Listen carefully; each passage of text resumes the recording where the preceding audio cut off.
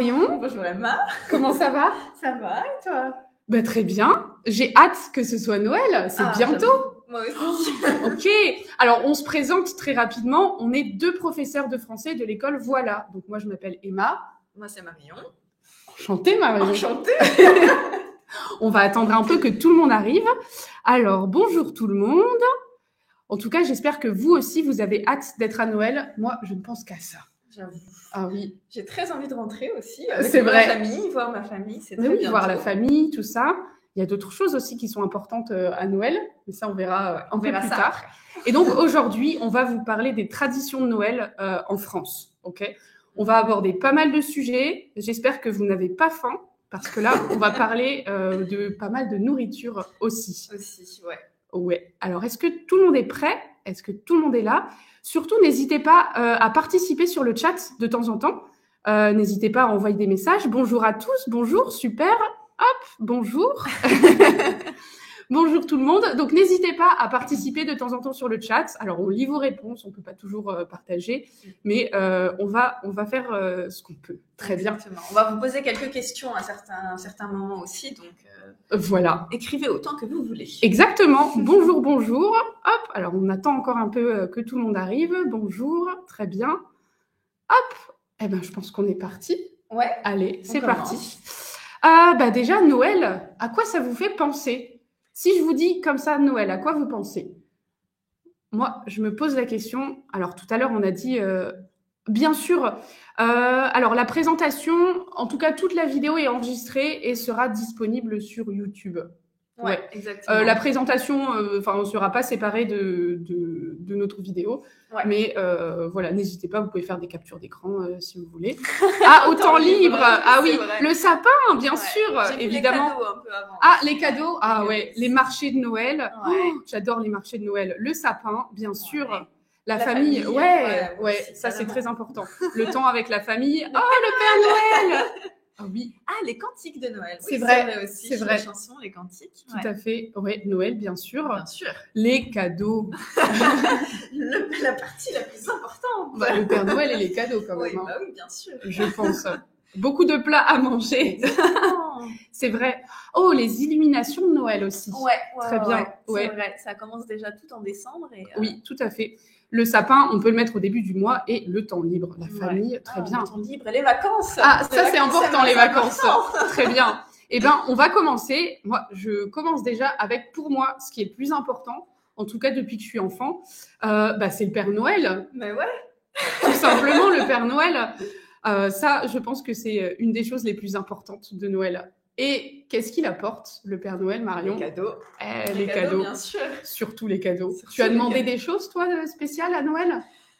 Pas vraiment. Non. Non, pas vraiment. Et toi, Emma? Non, je n'ai pas fait ma lettre au Père Noël. Non, mais j'aurais dû, c'est vrai. Tu la faisais quand tu étais petite? Ouais, j'écrivais une lettre au Père Noël. Je collais des images des cadeaux que je voulais, que je trouvais dans les... Magnifique. Alors, quelqu'un n'entend rien. À la neige? Ah, très bien. Ouais, la neige, l'hiver et la neige. Et si on n'a pas de cheminée? Pas de cheminée, pas de Père Noël. Ah non, c'est horrible. Je rigole. Il passe par la fenêtre. Oui, il peut passer par la fenêtre, évidemment. Et à la neige aussi, surtout. Mais surtout au sapin. Au sapin, bah oui. Ça, c'est très important. Les mettre sous le sapin. Okay. Mais oui, c'est hyper important. Hop. Okay. Et ça, c'est hyper important, le sapin, parce que c'est là où on met les cadeaux. Exactement. Tout à fait. Et ça fait très Noël, ça décore, ça fait partie des décorations qu'on peut mettre dans la maison pour faire Noël. Voilà. Là, il y a une belle cheminée. C'est vrai qu'il y a une belle cheminée quand même. Ouais, très bien. Ok. Ah, ça, vous l'avez évoqué aussi. La nourriture. La nourriture. Manger à Noël. Mais pas n'importe quoi, les petits gâteaux de Noël. Tu en fais, toi, chez toi, des petits gâteaux Ouais, on en fait plein. Oh là là, trop bien. Tout le mois de décembre, on commence. Waouh, ok. Vous êtes motivés pour cuisiner, alors. Très motivés, surtout ma mère et ma grand-mère. Ok, et quoi d'autre? La bûche de Noël. Alors ça, je ne sais pas si en Pologne, on mange aussi la bûche de Noël, mais c'est très important comme dessert en France. Ouais. On en parlera un peu plus tard. Moi, c'est mon dessert préféré, personnellement. Qu'est-ce que tu préfères, toi, comme dessert? Alors moi, on mange beaucoup de petits gâteaux Noël, mais sinon la bûche, je suis d'accord, c'est super important et on passe des heures à la préparer juste pour Oui, avoir un bon dessert à la fin. bien sûr. Et puis surtout, on la prépare en famille. Et Ouais. ça, vous l'avez évoqué tout à l'heure, bah, Noël, c'est quand même la famille. C'est une des rares célébrations où on peut voir tout le monde, en fait. Alors c'est Ouais, difficile, ouais. évidemment. Parfois un peu compliqué, surtout quand les parents se retrouvent ensemble Oui, ou c'est quand les vrai. grands-parents habitent loin, etc. Quand on Mais habite loin, quand on habite loin aussi, comme nous, hein. évidemment, mais la famille, en tout cas, moi, je pense que c'est le plus important. Ouais. Hop, et puis, nous, on va commencer par vous parler des décorations de Noël. Mhm. Là, on a évoqué bah, le sapin, mais il y a aussi d'autres choses qu'on fait en France. Qu'est-ce que tu fais, toi, chez toi, comme décoration? Bah, un peu comme sur l'image qu'on peut voir, c'est un peu traditionnel dans ma famille de faire une couronne de l'Avent. Donc, traditionnellement, il y a des bougies sur la couronne, mais c'est vrai que ça change un petit peu. Maintenant, il n'y en a pas forcément. Et on peut soit la mettre posée, par exemple, dans le salon, et justement avec ces 4 bougies, soit on peut l'accrocher sur la porte. Ah Et oui, c'est vrai, vraiment, j'en c'est un vois peu beaucoup. ça. Ouais. Et tu les allumes quand, tes bougies? Alors, normalement, on allume une bougie chaque dimanche de l'Avent et la dernière bougie, on l'allume juste avant Noël ou à Noël. Ça dépend quand tombe le dimanche. Et pareil, ça c'est traditionnellement, mais ça dépend un peu des Ok, choses. oui, bien sûr, d'accord. Oui, les couronnes de l'Avent, c'est vrai, j'en vois souvent aux portes des gens. Mm. Bon, évidemment, on a parlé du sapin, les boules, les boules de guirlandes. Noël et les guirlandes, surtout, ça c'est très joli. Ouais. Est-ce que vous décorez vous aussi avec des boules et des guirlandes? Tu mets quoi, toi? Tu as un thème parfois de décoration? J'ai pas forcément de thème. Je sais que j'ai des amis qui avaient toujours des sapins magnifiques avec tout en doré et rouge ou des choses comme ça. Mais avec mon frère et ma sœur, on aime bien juste mettre plein de choses différentes. Ça n'a pas vraiment de sens. Mais c'est un petit peu, c'est amusant comme ça. Et parfois, on a des boules qu'on a fabriquées quand on était enfant, ou des choses comme Oui, ça. moi aussi, quand j'étais petite, on fabriquait souvent des ornements de Noël.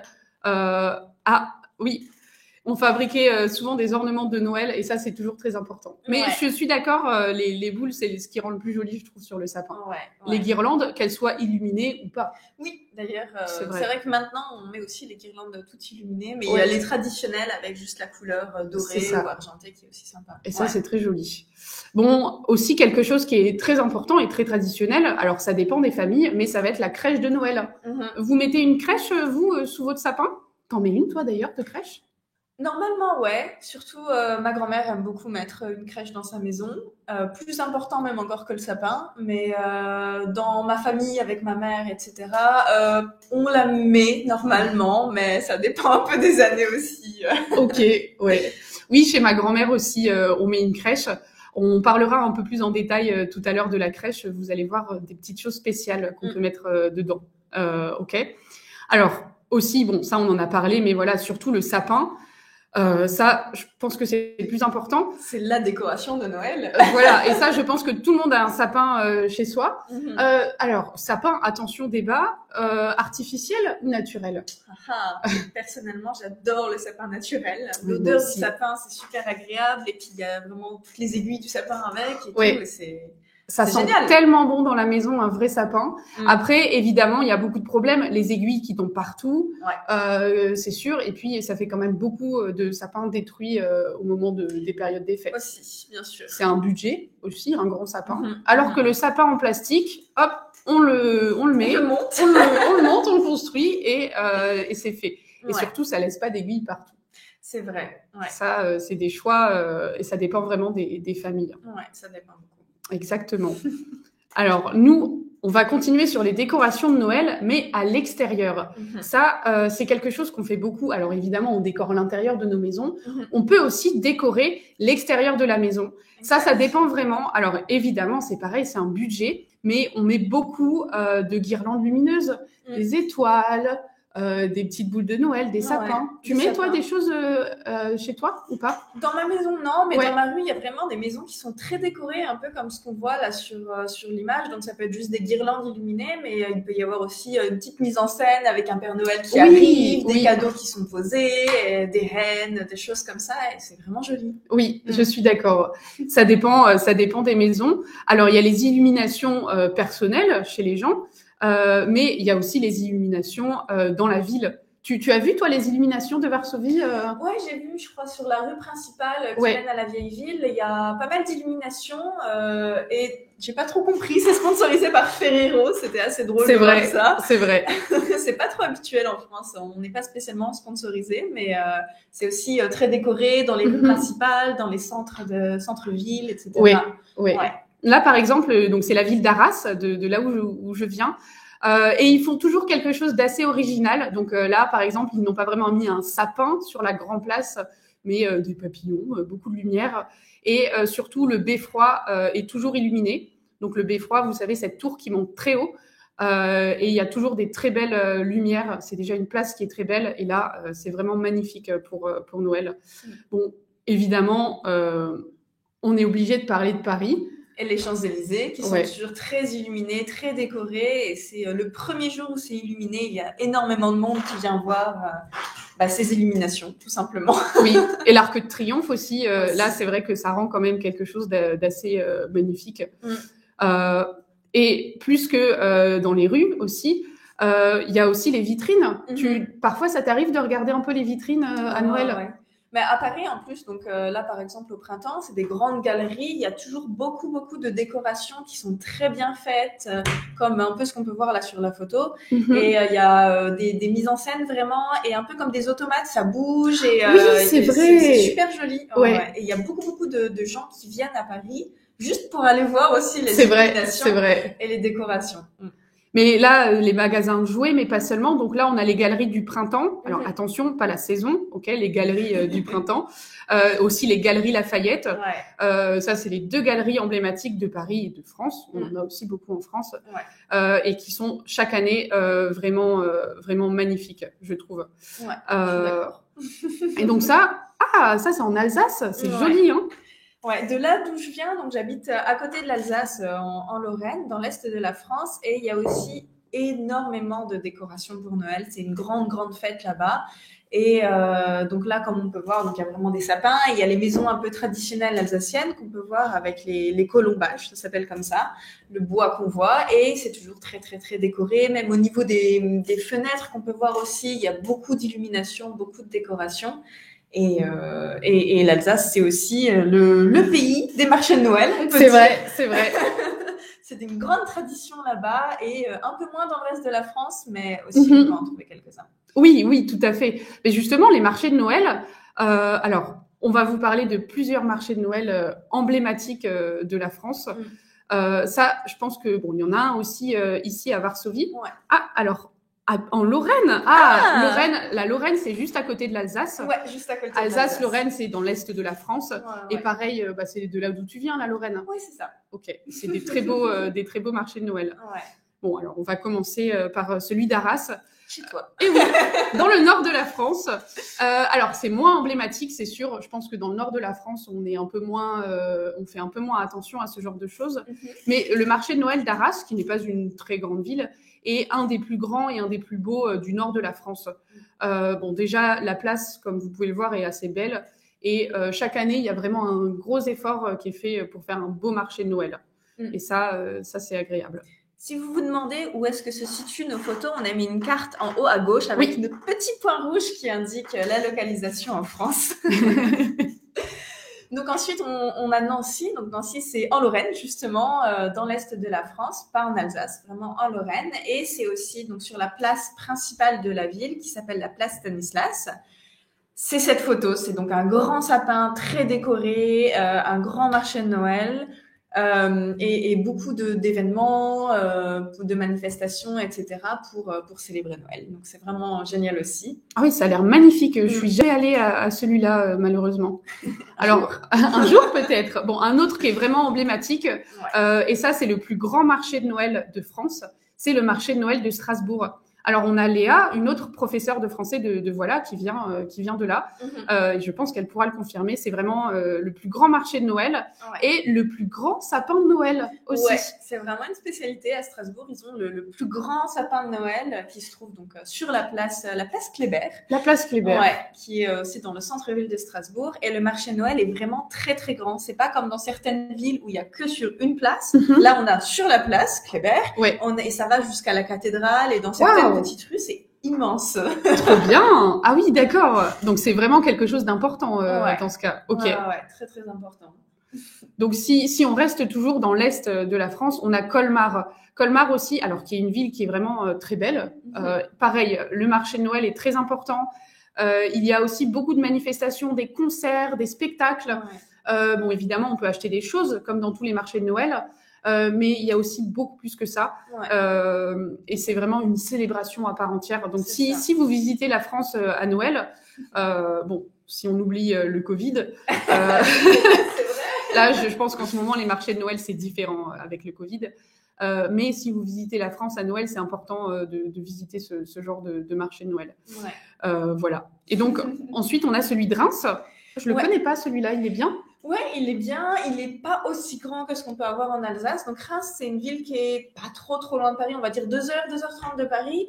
Et donc, ce qui est très important à Reims, c'est la cathédrale qu'on peut voir aussi sur cette photo, qui est toujours très illuminée, et en particulier pendant le marché de Noël. Et justement, le marché de Noël se trouve tout autour de la cathédrale, avec des petits chalets, là, les petites maisons qui sont ici, et pareil, donc beaucoup de choses artisanales, mais aussi des stands avec de la nourriture, avec des boissons, etc.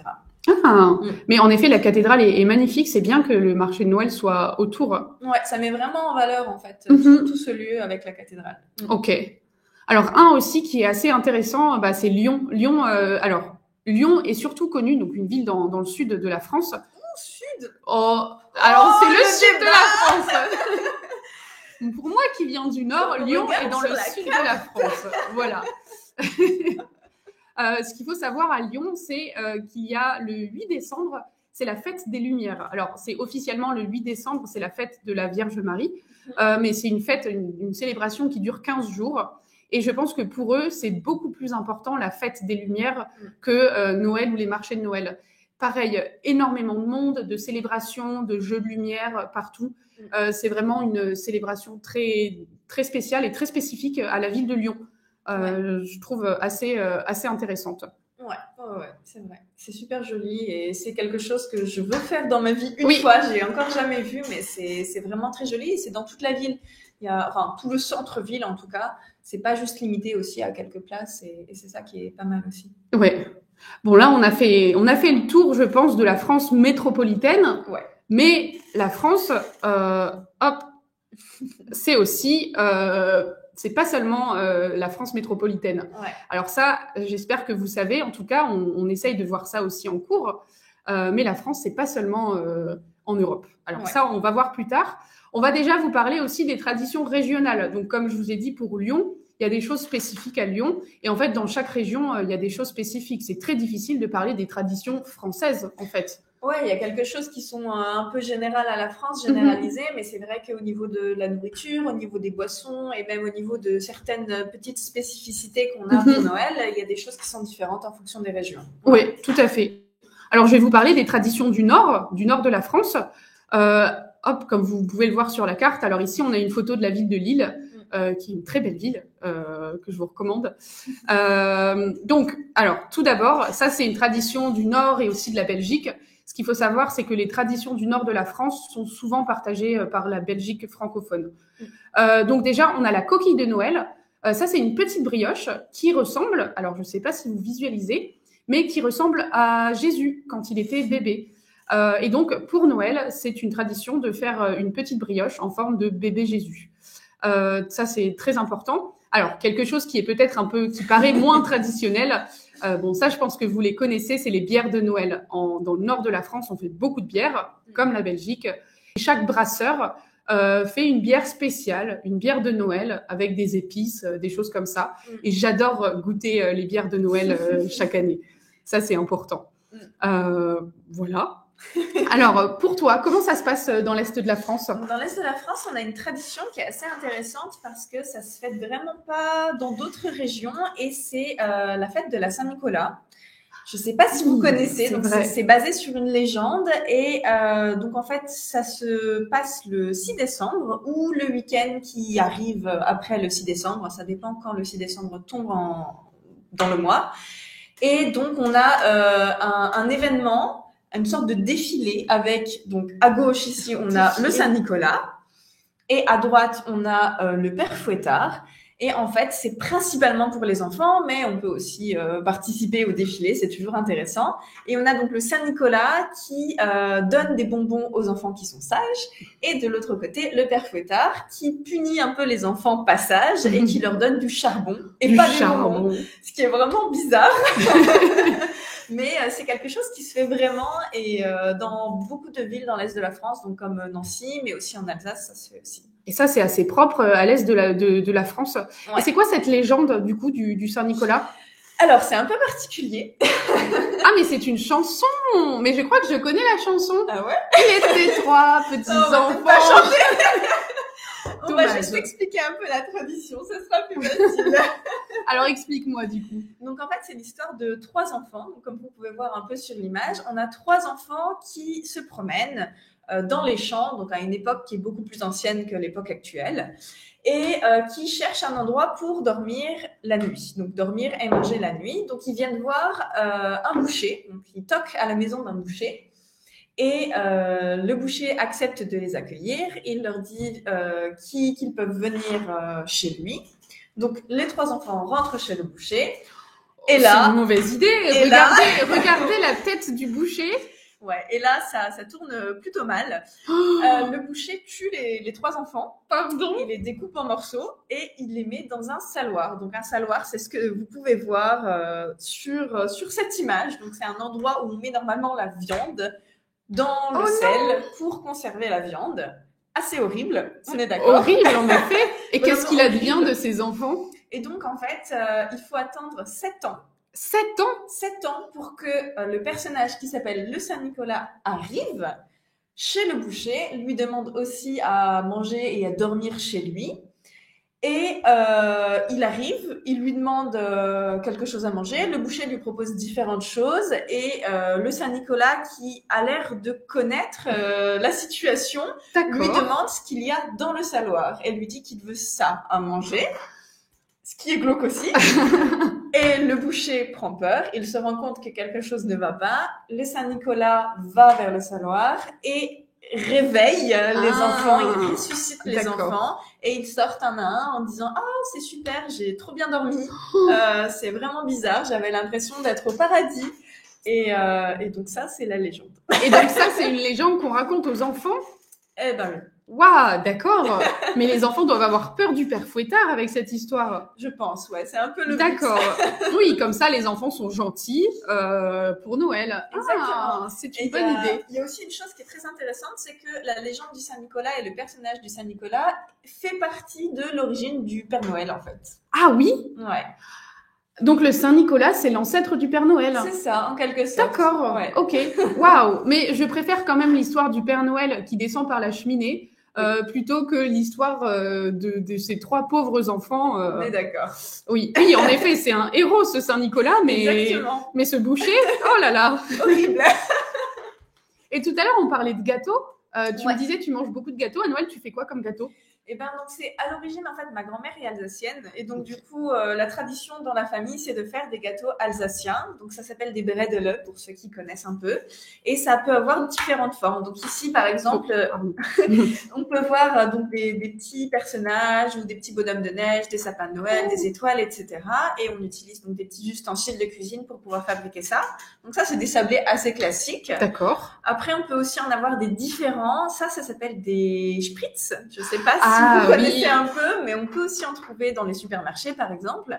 Et il faut une machine un peu spéciale pour les créer et on peut avoir différentes saveurs. On peut avoir au chocolat, là il y a même de la noix de coco dessus ou juste nature, qui sont aussi très très bons. Et ceux-là, du coup? Et ça, c'est mes préférés. C'est des gâteaux qui sont à la noisette. Donc, il y a la poudre de noisette à l'intérieur et on utilise aussi la poudre d'amande. Et on fabrique des sortes de petites demi-lunes pour représenter un petit peu Noël, etc. Et c'est vraiment très, très bon. Ok, ça a l'air très bon, en effet. J'espère que tu pourras m'en faire. Ouais. Et donc là, c'est juste une image pour présenter. Il y a beaucoup de variétés qui existent. Mais voilà. Vous pouvez tester, on voit ici les spritz, il peut y en avoir aussi à la confiture, un petit peu aussi en pain d'épices, il existe. On en parlera un peu plus tard. Ok, oh, ça a l'air très bon tout ça. On va vous parler un peu des traditions du sud de la France maintenant, alors plus spécifiquement de la Provence. La Provence, c'est une région du sud-est de la France. Sud-est de la France. Tout à fait. Et donc, le sud de la France, donc plus spécifiquement la Provence, ils sont très connus pour les santons. Alors, je pense que les santons, vous connaissez, vous en avez tous dans votre crèche. Exactement.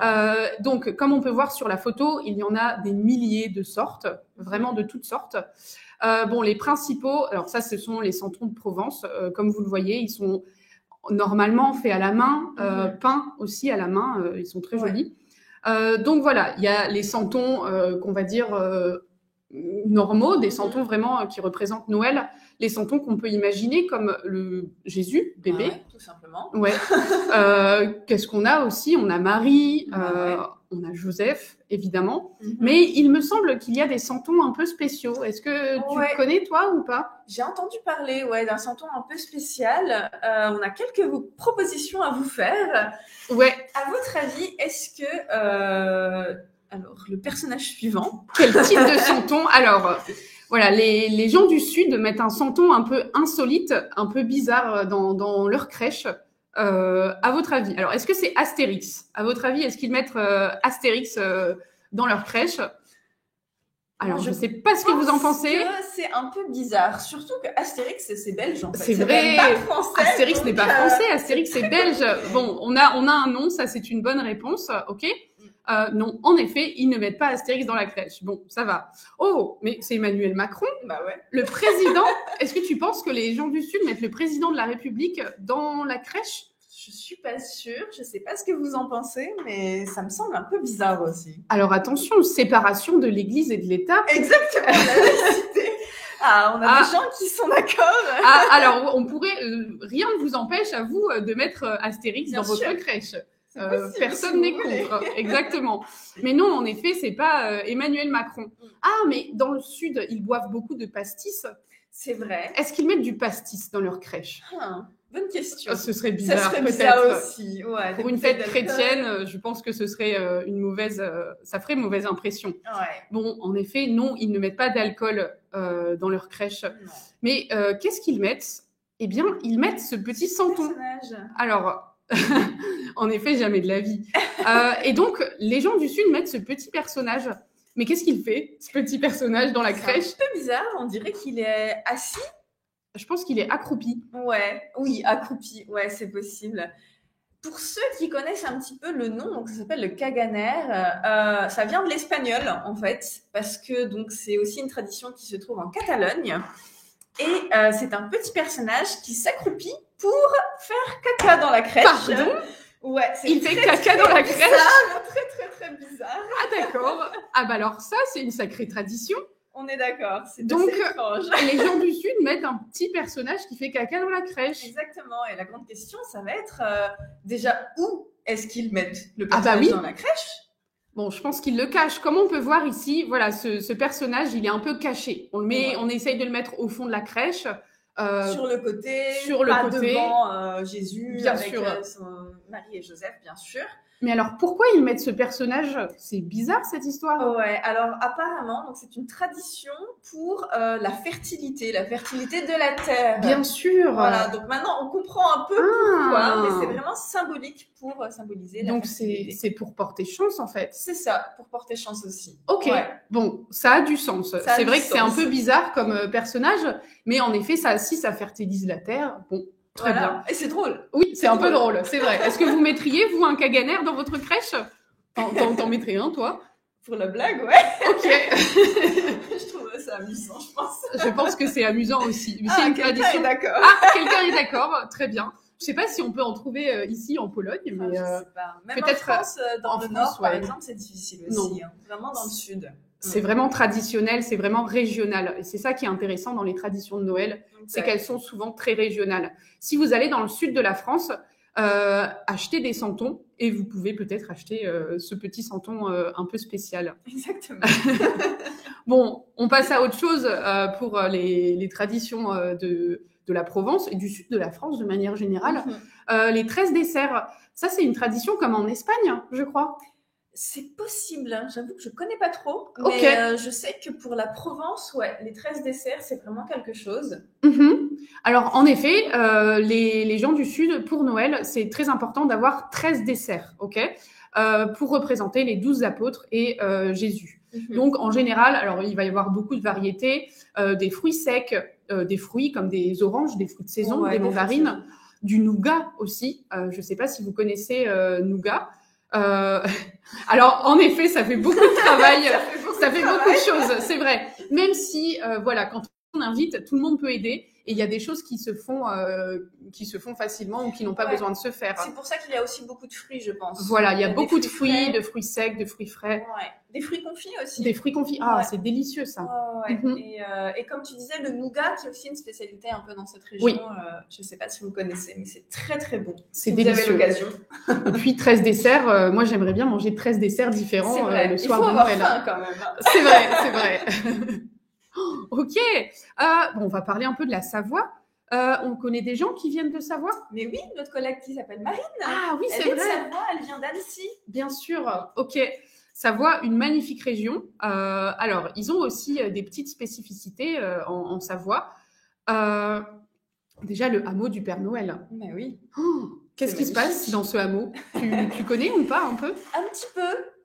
C'est vraiment c'est le village du Père Noël en fait, et on peut Ok. voir plein de choses. Donc ici c'est la maison du Père Noël, on voit l'intérieur de la maison.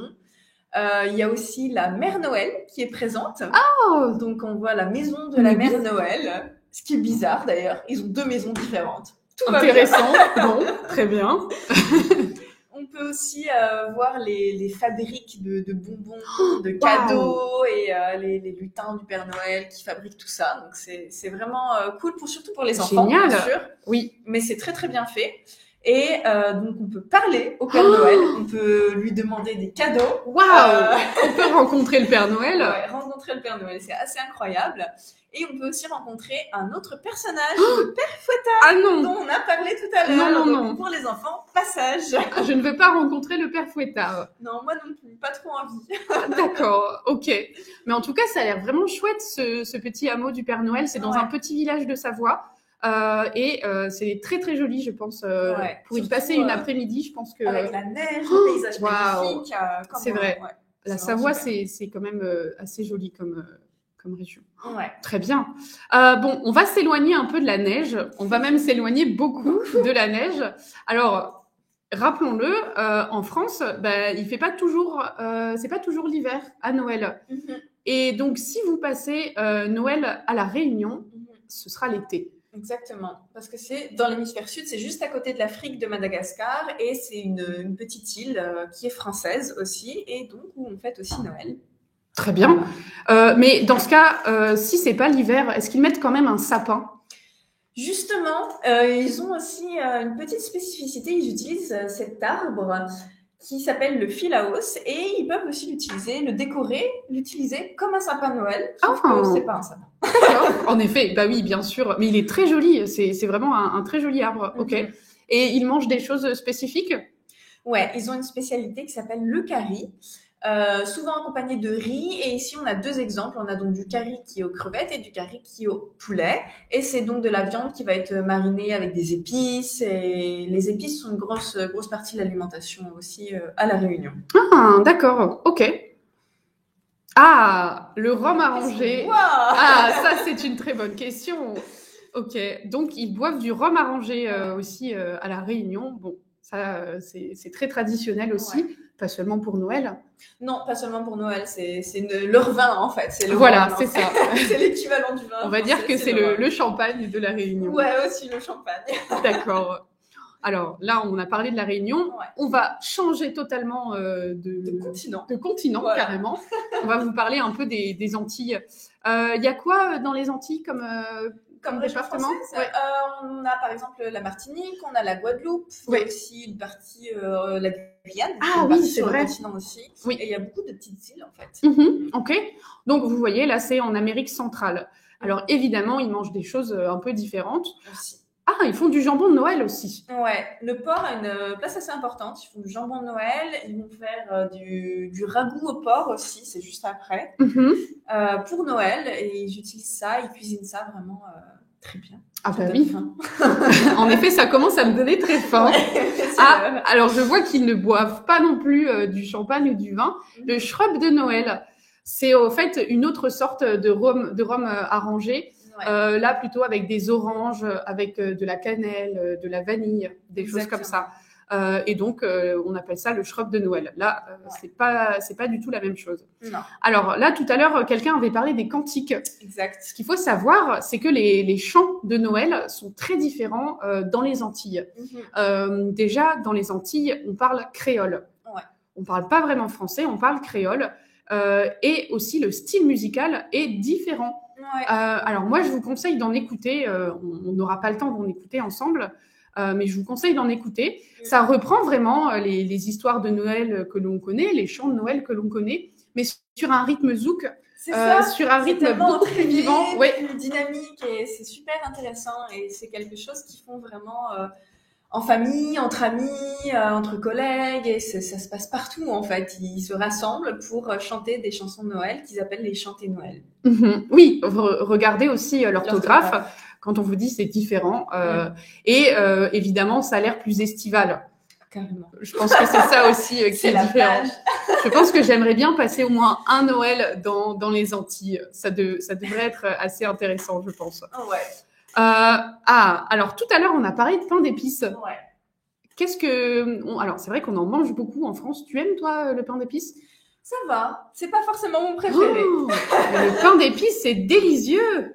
J'adore ça. Moi, j'en mange beaucoup. Alors, Bon baiser de Fort-de-France. En effet, ça, c'est une chanson vraiment de zouk. Voilà, si vous écoutez cette musique, vous allez pouvoir imaginer à quoi ressemblent les chantés Noël. Ouais. Alors, moi, le pain d'épices, je pense que c'est mon dessert préféré après la bûche de Noël. Ah, j'allais dire la bûche. Quand même. Bon, le pain d'épices, c'est vrai qu'on en fait aussi dans beaucoup d'autres régions du monde. On peut en faire beaucoup de choses. Je comprends pas pourquoi tu n'aimes pas, regarde. Mais je trouve ça très, très beau. Alors, on peut faire des maisons en pain d'épices. C'est absolument magnifique. On peut faire plein de formes différentes. Il y a aussi des petits biscuits avec différentes formes. Ici, c'est une couronne de l'Avent en pain d'épices. Waouh! Je ne pense pas qu'il l'accroche. Je pense qu'il la mange. D'accord, j'espère. Mais un petit train? Ouais. Okay. Avec des sucres d'orge à l'intérieur. Ok, j'en ai pas vu des comme ça personnellement. Les fameux petits, ça on connaît, les petits gâteaux, bien sûr. Moi, mon préféré, c'est pas celui-là, c'est le pain d'épices moelleux. Ouais. Je trouve vraiment que c'est le meilleur. Alors, c'est une recette qui n'est pas si compliquée à faire, en fait. C'est comme un gâteau normal. Par contre, il y a beaucoup d'ingrédients différents. Alors, comme on peut voir ici, il y a beaucoup d'épices. Et oui, du pain d'épices. De la cannelle, de la vanille, du gingembre, des clous de girofle aussi. Ça, j'ai un peu de mal avec les clous de girofle. Ouais, ça parfume quand même, oui, c'est sympa. Dans le pain d'épices, c'est très bon. Et surtout de l'orange. Alors, de l'orange ou du zeste d'orange aussi. Et du miel. Ça, c'est ce qui donne un goût incroyable. Puis ce côté très moelleux aussi. Je pense que ce pain d'épices-là, ça va. Mais celui qui est un peu moins moelleux, j'aime bof. D'accord, ok. Bon, du pain d'épices moelleux pour Marion. C'est ça. Très bien, c'est noté. Non, je pense que c'est vraiment un dessert de Noël délicieux. Regardez, il a l'air délicieux. Oh là là, ça me donne très très faim tout ça. Moi aussi. Justement, on va pas seulement parler du dessert, je pense qu'on peut parler du menu complet. Ouais. Ça, c'est toujours quelque chose qui est intéressant dans chaque pays. Les menus sont toujours différents. Et dans chaque famille aussi. Ouais, je pense. Dans ma famille, on n'a pas forcément le repas traditionnel. Le jour du réveillon, on mange une raclette. Une raclette ? Aucun rapport avec Noël. Ah oui. Mais un jour, on a décidé de faire ça et c'est resté parce qu'on aime tous manger de la raclette. Tout simplement. Alors, ça a du sens. Une raclette pour Noël. Très intéressant. Bon, alors, c'est pas traditionnel. Ça donc, ça va. D'accord. Le 25, est-ce que vous faites un repas plus traditionnel ? Ouais. Ok. Mais alors, qu'est-ce qu'il y a dans le repas traditionnel de Noël ? Alors, ça, je pense que vous visualisez un peu les repas français. Un repas, c'est beaucoup d'étapes. Un repas, déjà, ça dure longtemps, surtout le repas de Noël. Ouais. Et un repas, c'est beaucoup d'étapes. L'apéritif, on n'est pas encore à table à l'apéritif. Non. On est sur le canapé, voilà. on va discuter. On prend notre temps, surtout. Exact. Et puis ensuite, on passe à table. Et là, on en a pour longtemps. On a l'entrée, le plat principal, le dessert et le digestif aussi. Ouais. Et ça, et on le va... fromage. Et le fromage, pardon. Oh, J'ai oublié le fromage. Moi qui viens du Nord. Ah là là. Alors, bon, qu'est-ce qu'on prend à l'apéritif? Bon, facile. Qu'est-ce que tu prends, toi, à l'apéritif en général? On fabrique toujours plein de petits fours, de petites spécialités comme ça, avec du fromage ou un peu de saucisses, de charcuterie. Et c'est toujours très très bon, quoi. On en mange tellement qu'après, oui. on a presque plus faim. Oh, on a toujours faim.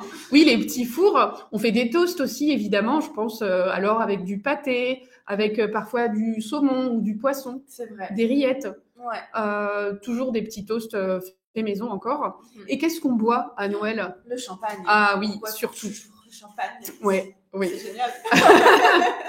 Je pense que c'est la saison de l'année où on boit le plus de champagne, avec tout le monde. Ouais. Et en tout cas, dans ma famille, tout le monde a le droit à sa petite coupe de champagne. Ah, même les enfants. Ah oui, une mini-coupe en général. Je pense qu'on y a le droit très tôt. Alors, c'est 1 ou 2 gorgées, pas plus. Mais tout le monde a le droit au champagne. Bon, après, on passe à table. Et là, on commence évidemment par l'entrée. Exact. Nous, on mange toujours du saumon à la maison, du saumon sur du pain avec du beurre, vraiment très simple, et une rondelle de citron. Tu manges du saumon, toi, chez toi? Non, on n'est pas très poisson dans ma famille. Du coup, chez moi, c'est plus du foie gras. Ah, le foie gras, bien sûr. Oui, on mange aussi du foie gras. Tu mets quoi? Du coup, avec le confit d'oignon, par exemple. Et il y a un peu le débat confit d'oignon ou confit de figue. Ah oui, oui, oui. Il y a un peu de 2 équipes pour ça, mais c'est vrai que c'est toujours très très bon. Et pareil, alors, soit sur du pain, et je sais que dans certaines familles, ils font aussi sur du pain d'épices. Ah oui? Ouais. Et intéressant. Le goût se mélange vraiment, c'est... Moi qui n'aime pas trop le pain d'épices, bah finalement, ça va. D'accord. J'aimerais beaucoup goûter le foie gras avec du pain d'épices. Ça doit être assez intéressant, en effet. Bon, évidemment, alors, on mange aussi des escargots à Noël. En tout cas, je pense que dans ma famille, c'est le seul moment de l'année où on mange des escargots. C'est vrai, on dit tout le temps, les Français, ils mangent des escargots. Pas tant que ça, hein. C'est rare quand même. Ouais, c'est rare. Peut-être dans les grands restaurants. Oui, c'est vrai.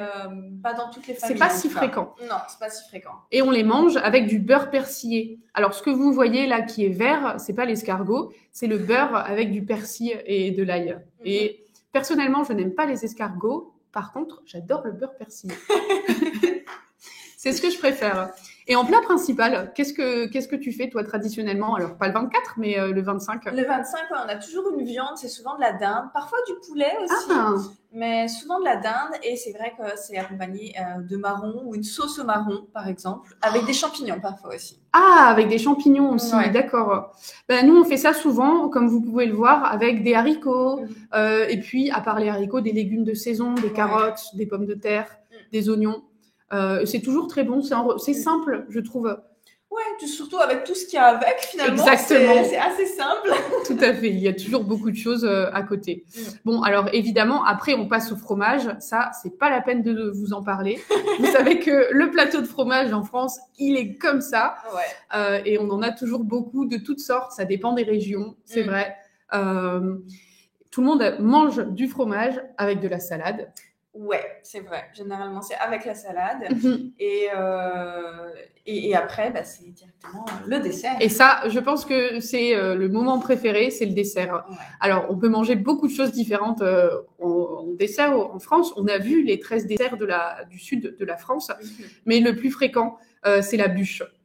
La bûche de Noël. Moi, c'est vraiment mon dessert préféré à Noël. Tu la préfères comment, toi? Tu la préfères pâtissière, donc cuite au four, ou glacée? Pour moi, c'est la bûche pâtissière. Ouais, je suis d'accord. Glacée, ça paraît plus léger, mais en réalité, pas vraiment. C'est vrai. Et c'est juste trop bon avec le chocolat, avec du coup la génoise, et on a de la crème pâtissière avec justement. Et ça, c'est génial. Ouais, non, je suis d'accord. Je préfère la bûche pâtissière, donc celle qu'on met au four. Mais c'est très fréquent aussi de manger de la bûche glacée. Chez moi, on en a toujours une quand même. Dans le congèle au cas où. Voilà, au cas où, en cas d'urgence. Exactement. Et qu'est-ce qui vient après le dessert? Ça, c'est très important en France, c'est le digestif. Alors, ça dépend des familles. Il y a des familles qui prennent un digestif à chaque étape du repas. Ah ouais? Ouais, Je savais pas. à partir du plat principal. D'accord. Bon, pas le digestif après l'apéritif, c'est pas nécessaire. Avec le champagne, ça fait bizarre. Et voilà. Et donc, le digestif, c'est vraiment très important dans les grands repas en France. Parce que quand le repas, il dure 4 heures, 5 heures, on a besoin de boire quelque chose qui nous permette de digérer. Exact. Donc, c'est un digestif. Est-ce que ça permet vraiment de digérer? Je ne sais pas. C'est la tradition. C'est la tradition, voilà. Et donc, ça va être de l'alcool très fort, en général 40 degrés, voire plus. Ouais. Et souvent, c'est de l'alcool fait maison. Ouais, et de l'alcool de fruits, je dirais. Oui, c'est vrai. On va pas vraiment boire du rhum, des choses comme ça. Alors, par exemple, dans ma famille, on fait pas mal de cerises à l'alcool. Ça, c'est toujours très bon. Mais dans l'est de la France... C'est plus la Mirabelle. Surtout en Lorraine, on mange beaucoup de Mirabelle et on boit aussi de la Mirabelle. Et oui, la Mirabelle, c'est une petite prune toute jaune. C'est ça. Et on en fait de l'alcool. Et donc, en général, c'est de l'alcool fait maison. Moi, je sais que dans ma famille, on fait beaucoup de Mirabelle et de cerises à l'alcool. Alors, ça dépend des régions, encore une fois.